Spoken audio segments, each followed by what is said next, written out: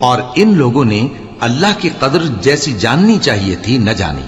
جب انہوں نے کہا کہ اللہ نے کسی انسان پر وحی اور کتاب وغیرہ کچھ بھی نازل نہیں کیا۔ کہو کہ جو کتاب موسیٰ لے کر آئے تھے اسے کس نے نازل کیا تھا؟ جو لوگوں کے لیے نور اور ہدایت تھی، اور جسے تم نے علیحدہ علیحدہ اوراق پر نقل کر رکھا ہے کہ ان کے کچھ حصے کو تو ظاہر کرتے ہو اور اکثر کو چھپاتے ہو۔ اور تم کو وہ باتیں سکھائی گئیں جن کو نہ تم جانتے تھے اور نہ تمہارے باپ دادا۔ کہہ دو اس کتاب کو اللہ ہی نے نازل کیا تھا، پھر ان کو چھوڑ دو کہ اپنی بیہودہ بکواس میں کھیلتے رہیں۔ اور ویسی ہی یہ کتاب جسے ہم نے نازل کیا ہے بابرکت، جو اپنے سے پہلی کتابوں کی تصدیق کرتی ہے، اور جو اس لیے نازل کی گئی ہے کہ اے نبی تم مکے اور اس کے آس پاس کے لوگوں کو آگاہ کر دو،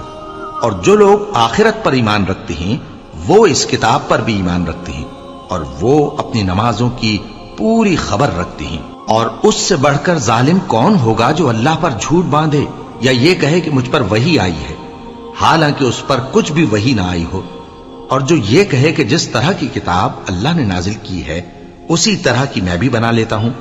اور کاش تم ان ظالم یعنی مشرک لوگوں کو اس وقت دیکھو جب موت کی سختیوں میں مبتلا ہوں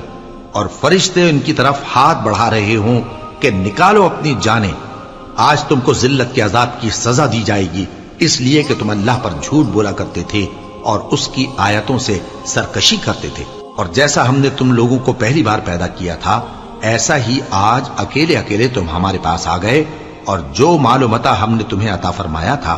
وہ سب اپنی پیٹھ پیچھے چھوڑ آئے، اور ہم تمہارے ساتھ تمہارے سفارشیوں کو بھی نہیں دیکھتے جن کی نسبت تم خیال کرتے تھے کہ وہ تمہارے سفارشی اور ہمارے شریک ہیں۔ آج تمہارے آپس کے سب تعلقات منقطع ہو گئے، اور جو دعوے تم کیا کرتے تھے سب جاتے رہے۔